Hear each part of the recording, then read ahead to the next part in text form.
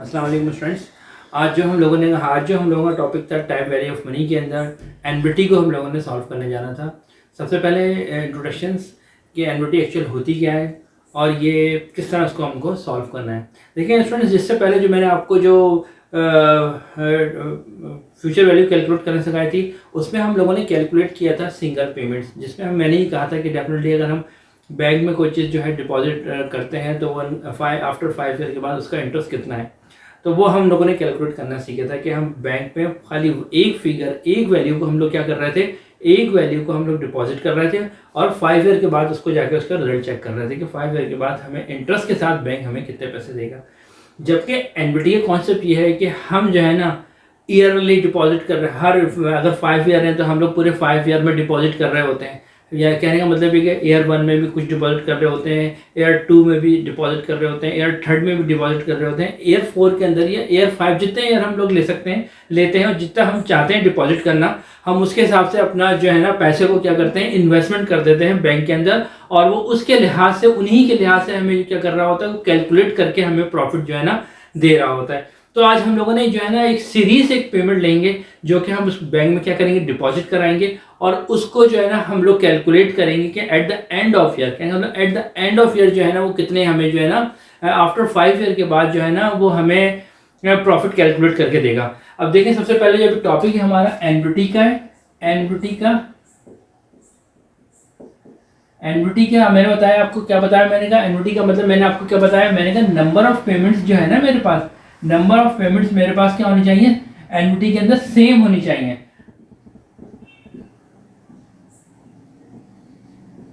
Data कहने का मतलब अगर फर्ज कर ले कि मैं 100 रुपीज़ ईयर 1 में 0 में लेता हूँ, ईयर 1 में लेता हूँ, ईयर 2 में लेता हूँ, ईयर 3 में लेता हूँ, ईयर 4 में लेता हूँ, ईयर 5 में लेता हूँ, तो एनबीटी का मतलब क्या होता है, नंबर ऑफ पेमेंट्स और नंबर ऑफ ईयर के अंदर, जिस ईयर में नंबर ऑफ ईयर और नंबर ऑफ पेमेंट्स मेरी क्या होनी चाहिए, सेम होनी चाहिए।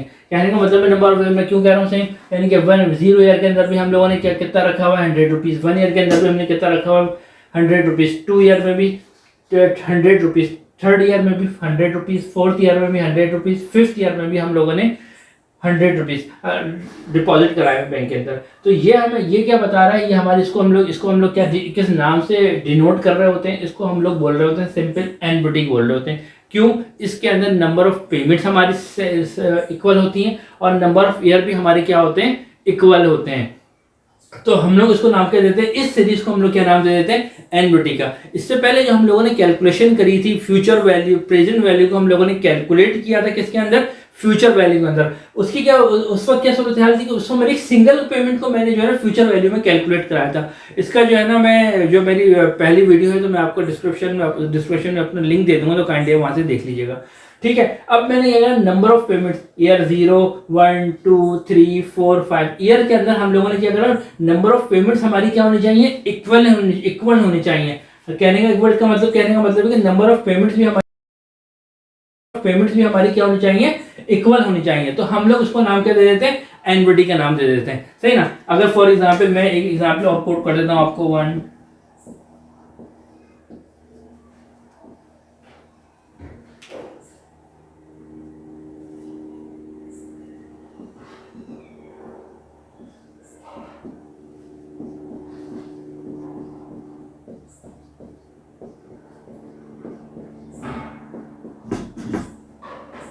तो स्टूडेंट्स ये जो है ना, देखें इसको तो मैं एनबीटी कह सकता हूँ। ये पीरियड्स मेरे किसके अंदर यूज कर रहा हूँ मैं, ये तो एनबीटी कह रहा हूँ। इसलिए एनबीटी कह रहा हूँ कि नंबर ऑफ ईयर भी मेरे मतलब जो इंस्टॉलमेंट या पेमेंट्स में जो रिसीव हो रही है, मैं डिपॉजिट कर रहा हूँ, मैं इक्वल पेमेंट्स डिपॉजिट कर रहा हूँ बैंक के अंदर। और यहाँ पर मैं क्या कर रहा हूँ, देखिए सेकंड ईयर में कह रहा हूँ, जीरो ईयर में मैंने 100 रखा है, फर्स्ट ईयर में मैंने 100 रखा है, सेकंड ईयर में मैंने 200 रखा। अब देखिए यहाँ पर सेकंड ईयर में मैंने क्या रखा हुआ, 200, जबकि यहाँ पर मैं सेकंड ईयर में कितना रखा हुआ था, 100। तो मैं इसको क्या कहूँगा, ये मेरे लिए क्या है, ये मेरे लिए क्या है, ये मेरे लिए एनबीटी मेरे लिए नहीं है। एनबीटी मेरे लिए क्या होती है, एनबीटी मेरे लिए होती है कि पेमेंट्स भी मेरी सेम होनी चाहिए, इक्विवेलेंसी होनी चाहिए पेमेंट्स के अंदर, नंबर ऑफ ईयर के अंदर इक्विवेलेंसी होनी चाहिए। जबकि जो सेकंड एग्जांपल मैं आपको शो कर रहा हूँ, तो यहाँ पर क्या है, नंबर ऑफ पेमेंट्स मेरे पास क्या है, डिफरेंस है, और नंबर ऑफ पेमेंट्स मेरे पास डिफरेंस है, और नंबर ऑफ ईयर तो सेम है, मगर नंबर ऑफ पेमेंट्स मेरे पास क्या है, डिफरेंस है। तो ये मेरे पास कौन सी, इसको मैं क्या कहता हूँ, ऊपर वाली को तो एन्युटी का नाम देता हूँ, पर नीचे वाली को मैं एन्युटी का नाम नहीं देता। क्यों एन्युटी का नाम नहीं देता? यहाँ पर नंबर ऑफ पेमेंट्स क्या है मेरे पास, डिफरेंस है। इसी तरह फर्स्ट करें एग्जाम्पल, मैं एक और ये ले लेता हूँ यहाँ पर मैं इसको, अब आप इसको भी मैं एन्युटी कहूँ नहीं कहूँ, 200 200 200 100। तो स्टूडेंट्स मेरे लिए ये भी एन्युटी, मेरे लिए ये भी एन्युटी नहीं है, क्योंकि यहाँ पर नंबर ऑफ पेमेंट्स क्या है, नंबर ऑफ पेमेंट्स मेरे पास क्या है यहाँ पर डिफरेंस है, तो लिहाजा इसको भी मैं एन्युटी का नाम नहीं लूंगा। ठीक है, तो एन्युटी का मतलब क्या है? एन्युटी का मतलब ये है कि नंबर ऑफ पेमेंट्स मेरे पास सेम होनी चाहिए, नंबर ऑफ ईयर्स भी मेरे पास क्या होने चाहिए, ईयर्स भी सेम होने चाहिए। यानी कहने का मतलब है कि हर ईयर में उतने ही पैसे मिलने, हर ईयर के अंदर 100 ही मिलने चाहिए, तो मैं उसको क्या कह देता हूँ, एन्युटी कह देता हूँ। ओके, तो मुझे उम्मीद है कि आप ये एन्युटी का कॉन्सेप्ट समझ गए होंगे। एन्युटी के कॉन्सेप्ट चलते चलते टाइम वैल्यू ऑफ मनी के अंदर कैलकुलेशन होती है एन्युटी की। एन्युटी का सिंपल मतलब क्या होता है कि ऑल पेमेंट्स हमारी क्या होनी चाहिए, इक्वल होनी चाहिए, और हर मंथ में भी कोई गैप नहीं हो चाहिए, नंबर ऑफ ईयर भी हमारे क्या होने चाहिए, सेम होने चाहिए। उसको हम लोग नाम क्या दे देते हैं, एन्युटी का। अब एन्युटी के अंदर जो है ना, एक्चुअली हमारे पास 2 काइंड्स हैं एन्युटी के अंदर भी ना। सबसे पहले आपने एन्युटी को समझ लिया कि एन्युटी एक्चुअल है क्या। ठीक है जी, उम्मीद है कि आप ये मेरी बात समझ गए होंगे एन्युटी के अंदर, क्योंकि वेरी इंपॉर्टेंट चैप्टर है टाइम वैल्यू ऑफ मनी का एन्युटी के अंदर। अब एन्युटी के अंदर जो है ना, हम एन्युटी को 2 तरीके से कैलकुलेट कर सकते हैं। एन्युटी को हम लोग कितने टाइम्स कैलकुलेट कर सकते हैं? एन्युटी को हम लोग उस पर 2 टाइम्स कैलकुलेट कर सकते हैं। फर्स्ट टाइम हम लोग कैलकुलेट करेंगे, उसको हम लोग नाम दे देते हैं एन्युटी, ऑर्डिनरी एन्युटी, और सेकंड नाम देते हैं हम लोग उसको ड्यू का नाम देते हैं। 2 काइंड्स है एन्युटी के अंदर, वो कौन कौन सी काइंड्स है? एक का नाम देता हूँ ऑर्डिनरी, एक का नाम देता हूँ ऑर्डिनरी, और एक का नाम होता है क्या मेरे पास, ड्यू। अब सारा कॉन्सेप्ट समझें कि what is the meaning of the annuity, and second concept what is the meaning of ordinary annuity, and second what is the meaning of due में क्या डिफरेंस है। देखें स्टूडेंट्स, ड्यू का मतलब एन्युटी, एक चीज मैं बड़ी सिंपल एग्जांपल आपको कोट करता हूँ ये। फॉर एग्जांपल, मैं जो है ना एक बैंक में जाता हूँ, और मैं जो है ना अपनी अमाउंट डिपॉजिट, आप देखें जो मेरी बात समझिएगा ये, तो मैं क्या करता हूँ, मैंने कहा कि भाई बैंक में जाता हूँ, मैं बैंक में जाता हूँ, मैं जाता हूँ फर्स्ट जनवरी 2001 में। ठीक है, 1 जनवरी 2001, और बैंक में मैं डिपॉजिट कर देता हूँ मैं 100 रुपीज़। ठीक है भाई, देखिए अगर मैं डिपॉजिट कर बैंक में 1 जनवरी को डिपॉजिट में बैंक में डिपॉजिट कर रहा हूँ, तो उसका मतलब है कि मुझे कोई इंटरेस्ट चाहिए, कुछ पैसों को मुझे इंक्रीज करना है। तो ना अपने फाइनेंस को मैंने क्या करना है, अब ऊपर लेके जाना है। अगर मैं बैंक नहीं जाऊँ तो 100 रुपये अपने पास रखूँ तो कोई उसका डेफिनेटली कोई फायदा नहीं है। ठीक है ना, और मैं पहले मैं बैंक इस ईयर में जाता हूँ, सेकंड में जाता हूँ मैं 31/12/2001 में, और यहाँ पर भी मैं डिपॉजिट करता हूँ 100 रुपीज़। देखिए स्टूडेंट्स, फर्स्ट टाइम में मैं बैंक गया, सही ना। अब बात ऑर्डिनरी को समझिएगा और ड्यू को समझिएगा। बैंक में जब पैसे deposit eight the end of year करूंगा, बैंक में जब भी डिपॉजिट एट द एंड करूंगा, उसको नाम मैं क्या देता हूं, ऑर्डिनरी एन्युटी का। क्यों? ऑर्डिनरी एन्युटी के अंदर एक डिफरेंस ये है कि जिस ईयर में deposit eight the end of year करूंगा, उस ईयर का प्रॉफिट मुझे नहीं मिलेगा। ठीक है, जबकि ड्यू के अंदर क्या है, ड्यू के अंदर क्या होता है, मैं स्टार्ट ऑफ ईयर कर देता हूं, यानी कि ड्यू के अंदर मैं फर्स्ट ईयर में ही डिपॉजिट कर देता हूं। अगर मैं कोई चीज फर्स्ट ईयर में डिपॉजिट करूंगा तो डेफिनेटली इसको पूरे साल का मैं क्या लूंगा, प्रॉफिट लूंगा। ड्यू क्या कहता है, ड्यू ये कह रहा है कि at the start of year में अगर तुम पैसे डिपॉजिट करोगे बैंक के अंदर, तो डेफिनेटली बैंक इस पूरे ईयर का आपको क्या देगा, प्रॉफिट देगा। उसको हम लोग क्या नाम देंगे, ड्यू का नाम देंगे। जबकि ऑर्डिनरी एन्युटी क्या कहती है, ऑर्डिनरी एन्युटी क्या कहती है, ऑर्डिनरी एन्युटी का कॉन्सेप्ट यह है कि at the end of year अगर आप पैसे जमा कराएंगे तो आपको उस ईयर का प्रॉफिट आपको बैंक नहीं देगा। ये एक बड़ा डिफरेंस है ड्यू एन्युटी के अंदर और किसके अंदर, ऑर्डिनरी एन्युटी के अंदर। ठीक है स्टूडेंट्स, ये वेरी इंपॉर्टेंट चीज़ है कि हमें पता होना चाहिए कि what is the meaning. Annuity के अंदर 2 वेरी इंपॉर्टेंट चीज़ होती है हमारे पास, एक तो ड्यू होती है और एक होती है ऑर्डिनरी एन्युटी। ड्यू का मतलब है अगर पैसे मैं पहले ईयर में डिपॉजिट करता हूँ तो डेफिनेटली पूरे साल का मुझे प्रॉफिट क्यों कैलकुलेट करके देगी। Eight the end of year जाता हूँ तो जो है ना वो मुझे प्रॉफिट मुझे कैलकुलेट नहीं करके देगी। एग्जाम्पल मैं बहुत एग्जाम्पल देता हूँ कि अगर कोई मेरा फ्रेंड जो है ना बैंक में प्रॉफिट डिपॉजिट कर रहे होते हैं 100 रुपीज़, एग्जाम्पल से शॉर्ट वर्ड को इसमें मैंने वर्ड्स को यहाँ पर मैं 100 रुपीज़ इसलिए मैं यूज़ करता हूँ कि बात जो है ना जल्दी समझ आ जाती है।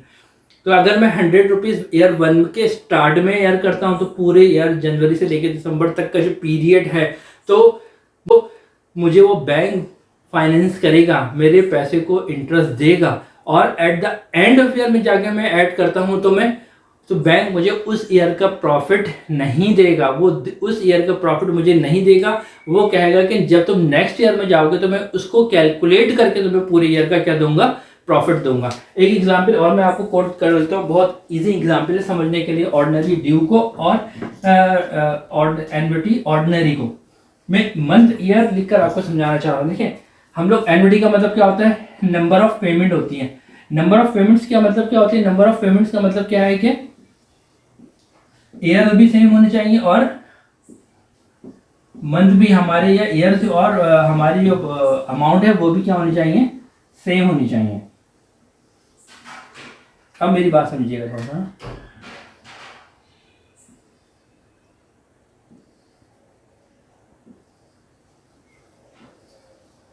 है ना, मैंने आप लिख दिया 100 rupees 100 rupees 100 rupees 100 rupees 100 rupees 100, और मैंने ये कह दिया कि at the end of year में मैंने क्या रखा है, मैंने पैसे कितने ईयर में लिखे हुए हैं, 31/12/2001 के अंदर।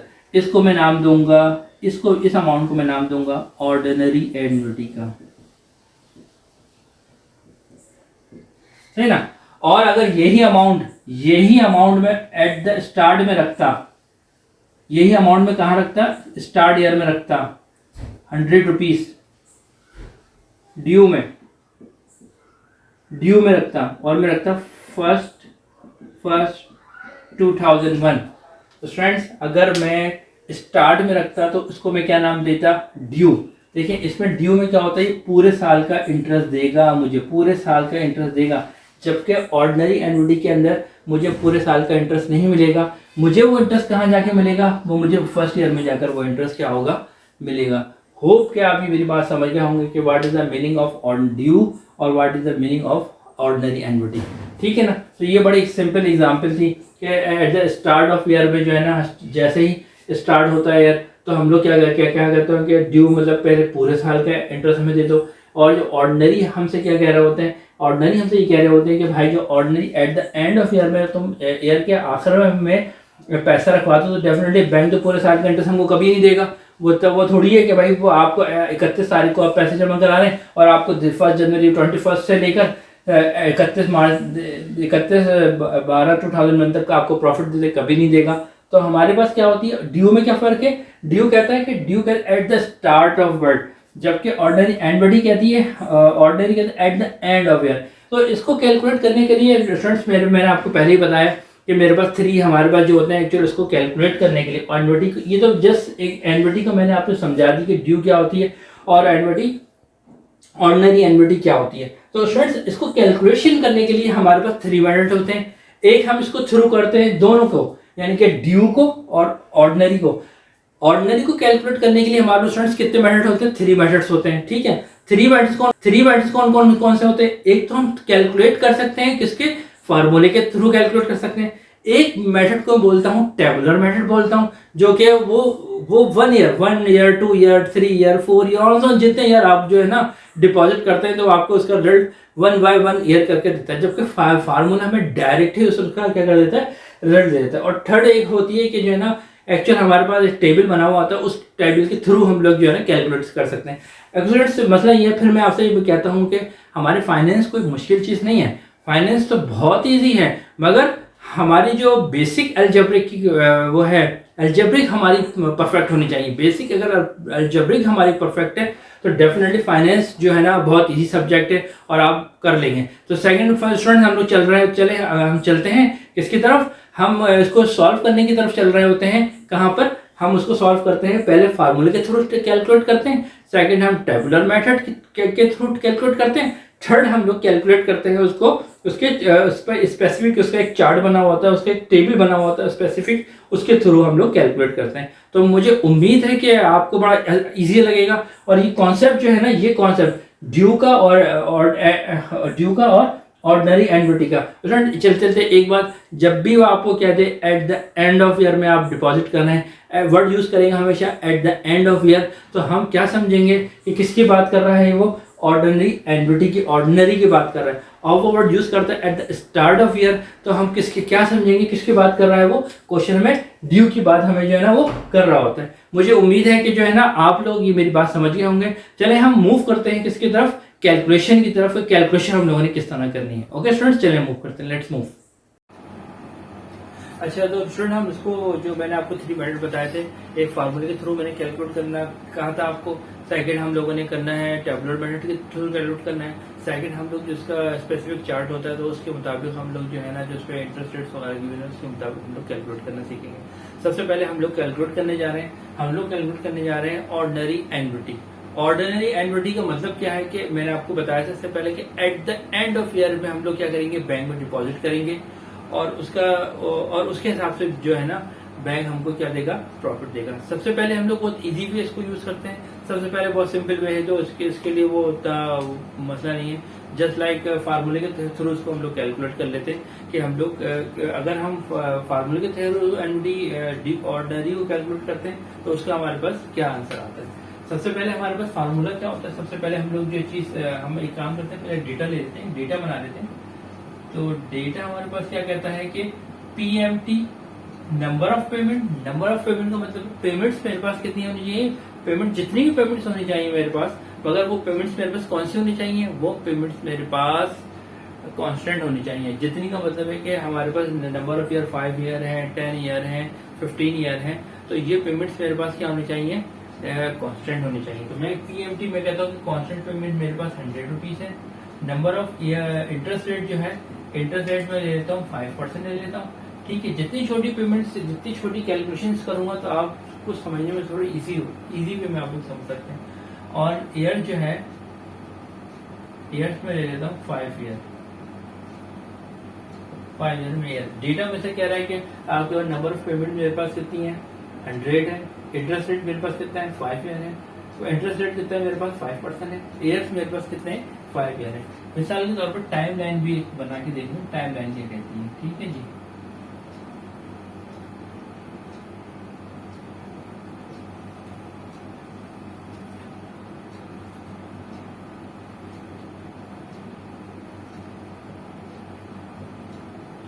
क्वेश्चन सॉल्व करने से सबसे पहले आप पहले क्या काम करते हैं, पहले एक टाइमलाइन बनाओ।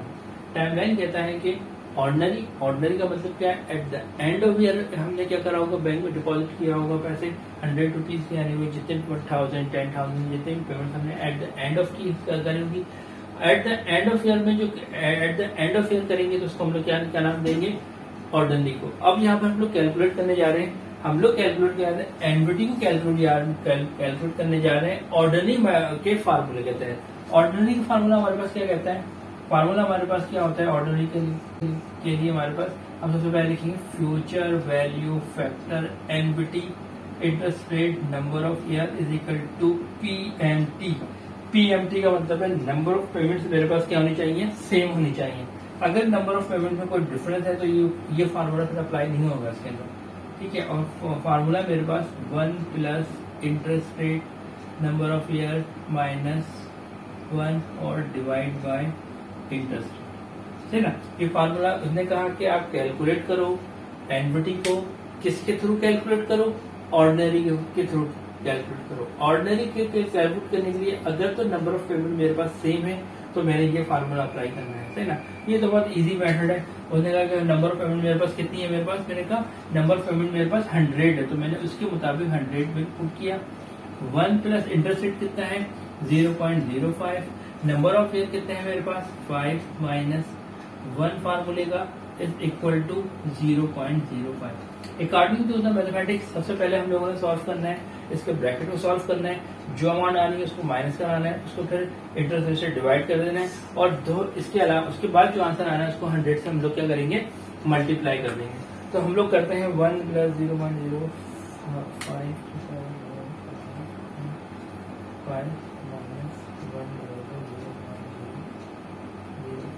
तो मेरे पास स्टूडेंट्स कैलकुलेट होकर आता है 100 5.525 multiply by 100 is equal to 552.56। हमने वो कैलकुलेट किया future value factor annuity number of year, तो हमारे पास आंसर आया 5.552.56 552.56 हमारे पास क्या आ गया, इसका आंसर आ गया। और हम लोगों ने इस सबसे ये लिखा फ्यूचर, ये बड़े इंपॉर्टेंट है, ये हमें बता रहा होता है कि फ्यूचर वैल्यू फैक्टर का फार्मूला है, फ्यूचर वैल्यू फैक्टर एनविटी का formula. So simple just like algebra को हम लोगों ने यूज किया और अकॉर्डिंग टू द फार्मूला हम लोगों ने फार्मूला पुट करके आंसर को कैलकुलेट करा दिया। ये तो स्टूडेंट्स एक मेथड था जिसके अंदर हमें पता था कि नंबर ऑफ ईयर हमारे पास at the end of year है। जैसे ही हमें पता चला कि at the end of year है तो हम लोगों ने कौन सा फार्मूला इस्तेमाल करने की कोशिश करी, हमने ऑर्डिनरी को फार्मूला इस्तेमाल करने के लिए। और नंबर ऑफ पेमेंट्स भी मेरे पास सेम थे, नंबर ऑफ ईयर भी मेरे पास सेम थे, लिहाजा मैंने फार्मूला पुट किया और आंसर यहाँ से कैलकुलेट कर लिया। ये तो कोई बड़ा मसला नहीं था कि हर कोई फार्मूला याद करे और उसको आंसर जो है इसमें पुट कर दे। सेकंड हमारे पास क्या है, जो सेकंड है ये बड़ी इंपॉर्टेंट जो है कैलकुलेशन है, जो कि मैं मेरा जो सेकंड लेक्चर फर्स्ट लेक्चर था उसमें मैंने आपसे कहा था कि ये जो पीछे जो इसकी कैलकुलेशन होती है वो वेरी इंपॉर्टेंट होती है कि वो हमें बताती है कि वो किस टेक्निक को क्या करा हुआ यूज किया हुआ है। तो हम लोग इसको हम लोग ऐसे बोलते हैं टेबुलर मेथड बोलते हैं। तो उसके थ्रू हम लोग उसको कैलकुलेट करना सीखते हैं कि किस तरह कैलकुलेट। ये तो पहले वे था जिसमें हम लोगों ने क्या करा, जैसे एक फार्मूले को पुट किया और आंसर हम लोगों ने कैलकुलेट कर लिया। तो ये फार्मूला उस सेंस में यूज होगा कि नंबर ऑफ पेमेंट्स हमारे पास, ये नंबर ऑफ पेमेंट हमारे पास सेम होने चाहिए और नंबर ऑफ ईयर जो कि सेम होने चाहिए। तो ये फार्मूला आराम से इसमें हम पुट कर लेंगे। लेकिन जो सेकंड मेथड है, सेकंड मेथड किस तरह है, वो हम हर ईयर की कैलकुलेशन को हम लोग यहाँ पर क्या करेंगे, शो करेंगे। ये वेरी इंपॉर्टेंट मेरे लिए भी, मैं समझता हूँ कि किसी को समझने के लिए ये वेरी इंपॉर्टेंट जो है ना वे है, जो बहुत इजी जो है ना आपको इसके पीछे की कैलकुलेशन आपको कैलकुलेट कर देगा कि इसके पीछे जो है ना कि कौन सी कैलकुलेशन हमारे पास जो ये की गई है ना। तो मैं बड़े इजीली कि मैं जो है ना ये जो है सबसे पहले इसमें कैलकुलेट करने के लिए हम लोगों ने टाइम लाइन बनानी पड़ेगी। इसमें सबसे पहले हम लोग टाइम लाइन बना लेते हैं। हम लोगों ने क्या कर लेते हैं, इसकी टाइम लाइन बनाते हैं 0। देखिए मैंने टाइम लाइन बनाई, उसके साथ से मैंने इसकी किसके लिहाज से बनाई, मैंने कहा कि मेरे पास ईयर जो है ना, कितने ईयर है मेरे पास, 5 ईयर है मेरे पास। ईयर कितने हैं मेरे पास, 5 ईयर है। और मैंने कहा एनविटी कौन सी एनविटी है, ऑर्डिनरी। ऑर्डिनरी का मतलब क्या, eight the end of year. उसने पहले साल में eight the end of year जो है ना उसने क्या करा, पैसे जमा कराए बैंक में, 100 कराए। सेकंड ईयर में भी कितने कराए, 100 रुपीज कराए। थर्ड ईयर में भी कितने उसने कराए, 100 रुपीज कराए। इसमें भी इसने कितने, 100 रुपीज। और इस जो फिफ्थ ईयर है उसमें भी कितने से कैलकुलेट पैसे डिपॉजिट कराए उसने, 100 रुपीज जो है ना पेमेंट्स जो है ना डिपॉजिट कराए उसने। तो इसको किस तरह कैलकुलेट करेंगे, एट द एंड ऑफ। फिर मैं कह रहा हूं इससे पहले जो कैलकुलेशन की गई है वो कैलकुलेशन थ्रू की गई है, किसके थ्रू की गई है, फार्मूले के थ्रू। ये इंडिविजुअल कैलकुलेशन है जो कि मेरे लिए बहुत समझता हूँ वेरी इंपॉर्टेंट है। जिसको ये कैलकुलेशन समझ में आती है तो डेफिनेटली उसके लिए वैसे फार्मूला पुट करना कोई बड़ी बात नहीं है, सही ना। मैं कहता हूं कि अब देखिए मुझे कैसे पता चल रहा है कि फार्मूला कौन सा है। फिर मैं कह रहा हूँ एनविटी का formula, एनविटी time value of money को कैलकुलेट करो एनविटी के थ्रू। और एनविटी के अंदर कौन सा फार्मूला अप्लाई करने को कह रहे हैं मुझसे, वो ऑर्डिनरी का। ऑर्डिनरी का मतलब है eight the end of year. मैंने कहा ठीक है, eight the end of year. Eight the end of year मैंने आपको जो फर्स्ट ईयर मेरा जब स्टार्टिंग कर रहा था तो मैंने आपको 2 चीजें बताई थी और एनविटी की यहाँ पर 2 टाइम्स बताई थी। इसमें से एक मैंने बताई थी आपको ऑर्डिनरी और मैंने एक बताई थी ड्यू। ड्यू का मतलब क्या होता है, तो स्टार्ट ऑफ ईयर में आप क्या करते हैं, या तो आप कलेक्शंस करते हैं या कोई आप पेमेंट्स करते हैं या पैसा क्या करते हैं कहीं आके डिपॉजिट करते हैं। अगर आप ये पैसा स्टार्ट ऑफ ईयर में डिपॉजिट करते हैं तो बैंक आपको पूरे साल का इंटरेस्ट देता है। Eight the end of year calculate करते हैं तो बैंक उस साल का आपको प्रॉफिट नहीं देता है, वो आपको नेक्स्ट ईयर के ईयर में जाकर आपको उस साल का प्रॉफिट आपको यहाँ पर कैलकुलेट करता है। ठीक है, कहने का मतलब है ये पेमेंट मैंने कहाँ करी गई, इसका मतलब है मैं आपको 31/12/2001 में पेमेंट की गई, यानी कि at the end of year में कैलकुलेट की गई।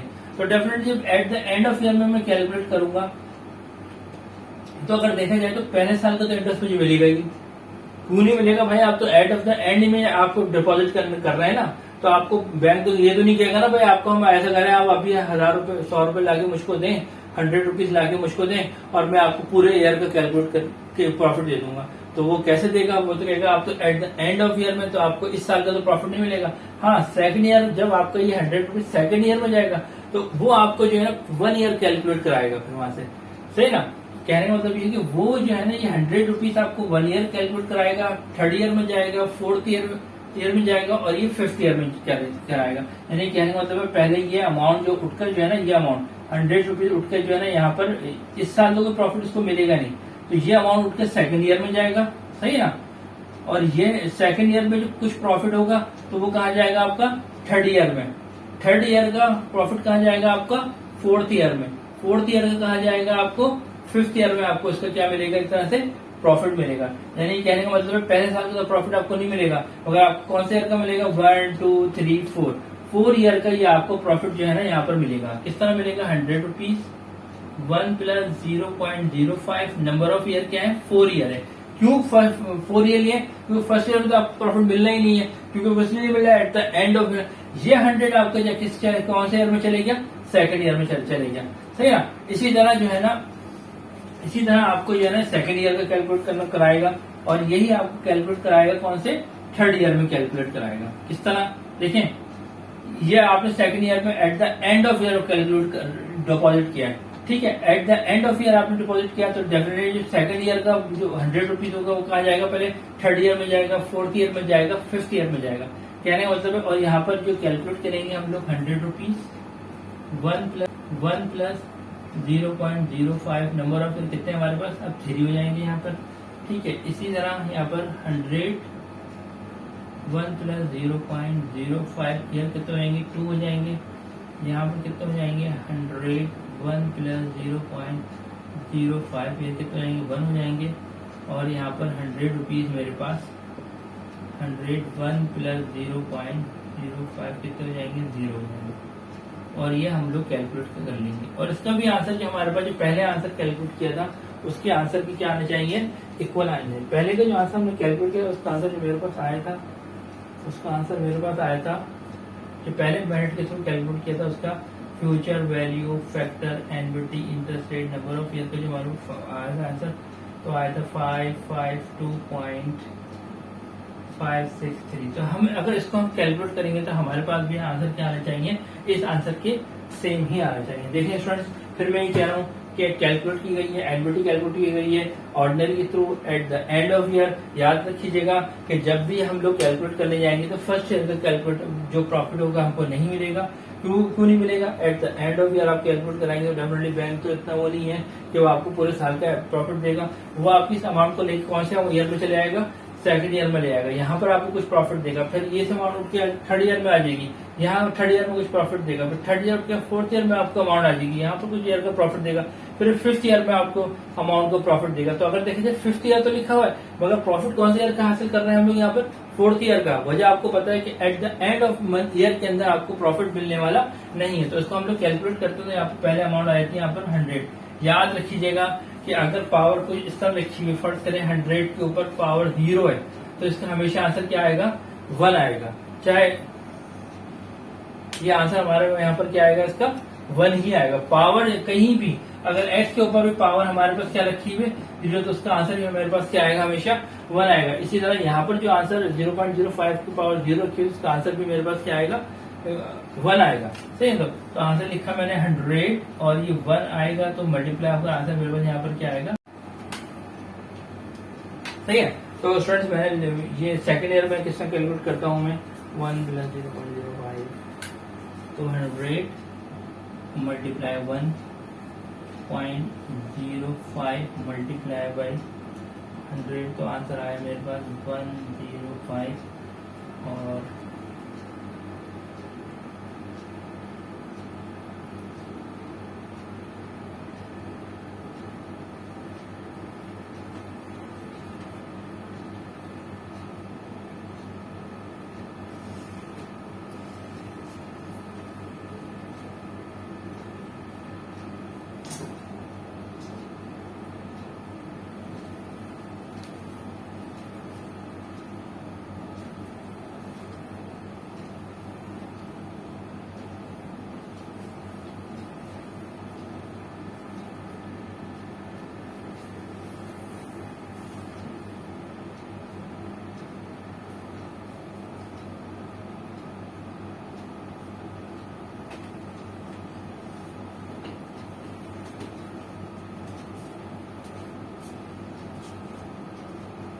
तरह 3 ईयर हम कैलकुलेट करते हैं 1 0 1 0 5 3 1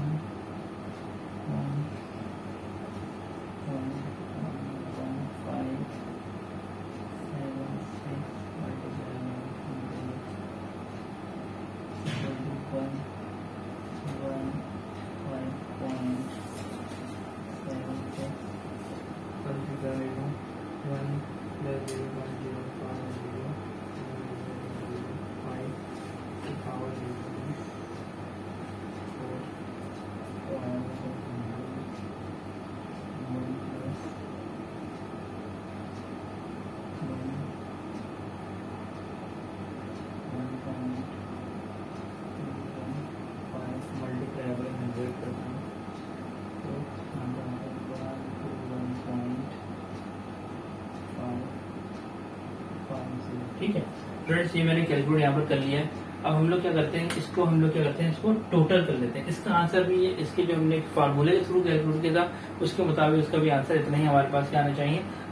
तो 100 प्लस 105 प्लस 110.25 प्लस 115.76 प्लस 121.550। तो आंसर मेरे पास इसका सेम 100 ही आएगा। और आगे चलते हैं, इसके साथ सेम आ रहा है तकरीबन। मेरे पास आंसर आ रहा है 552.56। तो बिल्कुल सेम आंसर आ रहा है 552.563 552.56। तो आंसर बिल्कुल इसका क्या आ रहा है, सेम आ रहा है। तो ये कैलकुलेशन भी हमें क्या पता होना चाहिए। यहाँ पर जो कैलकुलेशन की गई है स्टूडेंट्स 1 बाय 1 करके जो है ना, यहाँ पर कैलकुलेशन जो है ना मैंने की गई है। यहाँ पर आपको देखें साहब, देखें जो फर्स्ट ईयर का जो इंटरेस्ट कैलकुलेट हुआ हमारे पास कितना 100, यानी फर्स्ट ईयर 5 साल जो, अगर देखिए 5 साल 5 ईयर में तो नहीं मिलने वाले। डेफिनेटली ये पैसा मुझे कितने ईयर में मिलेगा, 4 ईयर में। तो मैंने यहाँ पर कैलकुलेट किया कि 4th ईयर में मुझे कितना मिलेगा 121 रुपए, 3rd ईयर में 115 रुपए, 2nd ईयर में 110 रुपए, 2nd ईयर में 4th ईयर में 105, और जो 5th ईयर होगा तो डेफिनेटली बिल्कुल एंड में जमा कराऊंगा तो वहां पर मुझे कितने मिलेंगे, 100 रुपीज मिलेंगे। यानी कि ये कैलकुलेशन की गई है, किसकी कैलकुलेशन के थ्रू की गई है, ये सिंपल फार्मूला ने आपको डायरेक्ट आंसर दे दिया है। ये आपको टेबुलेशन मेथड ने आपको हर ईयर के अंदर यहाँ पर कैलकुलेट 4th ईयर में इतना प्रॉफिट होगा, 3rd ईयर में इतना प्रॉफिट होगा, 2nd ईयर में इतना, 1st ईयर में इतना, और 0 ईयर में आपको कितना प्रॉफिट, कितने पैसे मिलेंगे। तो ये कैलकुलेशन, इसको हम लोग कह सकते हैं कि बहुत सिंपल कैलकुलेशन है, बस थोड़ी लॉजिक है। लॉजिक क्या है, खाली अब ये आपको आप याद रखिएगा कि at the end of year के अंदर हमेशा क्या होगा, at the end of the ordinary method calculate करने को कहा गया है। Eight the end of year को, क्योंकि जब eight the end of year में हम पैसा रख रहे होते हैं तो बैंक हमें प्रॉफिट तो कभी नहीं देगा, जब पूरे साल का प्रॉफिट कैसे देते। तो यही अमाउंट कैलकुलेट करके कहाँ लेके जा रहा होता है, वो पीछे ले आता है। 1 बाय 1 हम लोग उसको कैलकुलेट करके हम लोग क्या कर देते हैं, इसकी अमाउंट को हम लोग इसको प्रॉफिट हमें यहाँ पर आकर मिल जाता है। ये हमारा कौन सा मेथड कैलकुलेट हुआ, पहले मैंने कैलकुलेट कराया आपको, मैंने कैलकुलेट कराया उसके थ्रू, सिंपल फार्मूला के थ्रू। इसके बाद इसको हम लोग बोलते हैं टैबुलर मेथड, इसको हमने टैबुलर मेथड के थ्रू कैलकुलेट किया। 3rd ईयर में हमारे पास क्या होता है, वो एक्चुअली मैं आपको भी बताता हूँ, उसका चार्ट बना हुआ होता है फार्मूले का। खाली हमें उस चार्ट पे वो रखना है अमाउंट को, और वहाँ कैलकुलेशन हमें मिल रही होती है, उसके मुताबिक हम उसको पुट करेंगे और आंसर वहां पर दे देते हैं। ठीक है स्टूडेंट्स, जो है ना, ये हमने सेकंड मेथड को भी यहाँ पर कैलकुलेट कर लिया है। 3rd मेथड हमारा किस तरह है, वो भी बड़ा सिंपल है कैलकुलेशन के लिए, वो भी बड़ा सिंपल मेथड है। वो तो इसमें क्या होता है कि इसमें जो है ना आपको फ्यूचर वैल्यू जो एन्युटी का होता है उसमें चार्ट गिवन होता है, उसके मुताबिक जो है अगर किसी के पास कैलकुलेटर नहीं है तो वो उस चार्ट को यूज करते हुए तो जो है ना वो उस फार्मूले में पुट करेगा और आंसर जो है ना यहाँ पर कैलकुलेट हो जाएगा। मुझे उम्मीद है कि मेरी कोशिश है कि बहुत इजी वे में इसको समझाया जाए, और अगर कुछ प्रॉब्लम्स है तो भाई काइंडली कमेंट्स दीजिएगा किस तरह कैलकुलेशन करनी है। अच्छा सही है, तो आ जाए आपको हम लोग 3rd मेथड क्या कहता है। 3rd मेथड बड़े सिंपल वे है। 3rd मेथड कह रहा है आपको कि आपने क्या करना है, अकॉर्डिंग टू द फार्मूले की वैल्यू कैलकुलेट करी हुई भी होगी, उसको हमने जस्ट फार्मूले में हम लोगों ने क्या पुट करना है। तो फार्मूला सबसे पहले हमें पता, फार्मूला में मैंने क्या था, future value factor annuity interest rate number of is equal to PMT. PMT का मतलब ये है कि नंबर ऑफ पेमेंट मेरे पास क्या होने चाहिए, सेम होने चाहिए। फार्मूला क्या है, 1 plus interest rate number of year minus 1 divide by interest rate. देखिए स्टूडेंट्स, इसके अंदर जो मैं अभी आपको ये आपको चार्ट में दिखाता हूँ अभी, वो सिंपल खाली क्या है, उसकी जो है ना सिचुएशन क्या होती है, कुछ नहीं होता। उन्होंने क्या चार्ट के अंदर ये चीज जो है ना सॉल्व करके आपको दी हुई होती है। ये फार्मूला आपको जो है ना सॉल्व करके उन्होंने आपको दिया हुआ होता है। आपने जो खाली उस चार्ट को देखना है और नंबर और फार्मूले में आपको क्या कर देना है, पुट कर देना है। क्या है पीएमटी, आपको पता है पीएमटी का मतलब है कांस्टेंट पेमेंट। अगर कांस्टेंट पेमेंट होगी तो ये तीनों मेथड यूज होंगे, अदरवाइज ये मेथड यूज हम नहीं करेंगे इसके। फिर इसको इंशाल्लाह मैं आगे एक लेक्चर और रिकॉर्ड कराऊंगा, तो उसके अंदर मैं आपको बताऊंगा अगर एनविटी डिफरेंट है, यूनिक है, सही ना, यूनिक मतलब सॉरी यूनिक नहीं, अगर वो अनइक्विवेलेंट है तो हमने उसको किस तरह कैलकुलेट करना है, सही ना। तो अभी तो मुझे पता है कि मेरे पास एनविटी है और पेमेंट भी हमारे पास क्या है, सेम है। हम लोग यहाँ पर कैलकुलेट कर रहे हैं। देखें ये चीज बड़ी इंपॉर्टेंट है, ये बता रही है फ्यूचर वैल्यू फैक्टर एनविटी। ये बता रही है चीज किसको कैलकुलेट करने जा रहे हैं हम लोग, एनविटी को कैलकुलेट करने जा रहे हैं। किसके अंदर, फ्यूचर वैल्यू फैक्टर एनविटी। और अब यहाँ पर फार्मूला हमारे ऊपर है कि हमने ऑर्डिनरी का इस्तेमाल करना है, ड्यू का इस्तेमाल करना है। आप लोगों को मैंने बताया ड्यू का फार्मूला हमेशा कब यूज होगा, ड्यू की वैल्यू कब यूज होगी, वो जब यूज होगी जब हमारा bank start of the year होगा, at the end of year होगा, तो हम लोगों ने कौन सा ऑर्डिनरी के ऊपर मूव करना है। पीएमटी मतलब नंबर ऑफ पेमेंट्स मेरे पास कितनी थी, 100 थी। अब देखिए स्टूडेंट्स, मैं आपको बताता हूँ कि हम लोग जो है ना उसके थ्रू चार्ट के थ्रू इसको किस तरह कैलकुलेट करेंगे। एक्चुअल जो है ना इस चार्ट में क्या चीज होती है, जो इसका इन्होंने चार्ट दिया वो जो उन्होंने इस चीज को सॉल्व करके हमें यहाँ पर दे दिया है, ठीक है ना। वो मेरे ख्याल से इसलिए सॉल्व करके उन्होंने दे दिया, जो बच्चे हमारे मैथमेटिक्स में थोड़ा वीक होंगे तो वो उसको इस तरह से यूज कर सकते हैं। तो चार्ट में आपको भी इसके करीब करके दिखाता हूँ। ये चार्ट जो है ना मेरे पास, ये जो चार्ट है तो इसकी वैल्यू है, फॉर एग्जाम्पल कहने का मतलब है, अब आप देखें चार्ट में लिखा है मेरे पास कौन सा नंबर ऑफ ईयर कितने हैं मेरे पास, 5 है। यहाँ पर देखें नंबर ऑफ ईयर मेरे यहाँ पर है। इंटरेस्ट रेट मेरे पास कितना है, यहाँ पर इंटरेस्ट रेट मेरे पास 5%। आप इंटरेस्ट नंबर ऑफ ईयर में जाएं, ये नंबर ऑफ ईयर है, इंटरेस्ट रेट मेरे पास यहाँ पर कितना है आपको मैं दिखा रहा हूँ, यहाँ पर लिखा हुआ है 5.5256, सही ना सर। तो मैं क्या करता हूँ, जस्ट लाइक इस वैल्यू को मैं यहाँ पर पुट कर लेता हूँ। क्या वैल्यू है मेरे पास, वैल्यू मेरे पास है 5.5256 और इसको सिंपल मैं किससे मल्टीप्लाई कर देता हूँ, 100 से उसको मैं क्या कर देता हूँ, सिंपल मल्टीप्लाई कर देता हूँ। ये हमारे पास कौन सा मेथड है, ये वो मेथड हम लोग यहाँ पर यूज कर रहे हैं, ये वो मेथड हम लोग यहाँ पर यूज कर रहे हैं। अगर तो हमारे पास कैलकुलेटर नहीं है, हमारे पास सिंपल कैलकुलेटर है, तो हम लोग इसको क्या इसको यूज कर सकते हैं 5.5256। तो हमारे पास आंसर ये आ रहा है 552.56। यहाँ पर जो कैलकुलेट की गई है, यहाँ पर भी कैलकुलेट की गई है, क्या कैलकुलेट की गई है, फ्यूचर वैल्यू फैक्टर को कैलकुलेट की गया है। Future value factor annuity interest rate number of year को हम लोगों ने यहाँ पर क्या करा है, कैलकुलेट करा है। तो स्टार्ट से तकरीबन 3 हम लोगों ने यहाँ मेथड कैलकुलेट करना सीखे और तीनों के आंसर इक्वलेंट हमारे पास क्या आ रहे हैं, तीनों के इक्वल आंसर आ रहे हैं। तो हमारी मर्जी पर होता है कि हमने कौन सा मेथड को यूज करना है, पर मेरे नजदीक जो वेरी इंपॉर्टेंट मेथड है तो स्टूडेंट्स वो मेरे लिए second number method tabular method को भी प्रेफर ज्यादा करता हूँ। इसलिए प्रेफर करता हूँ तो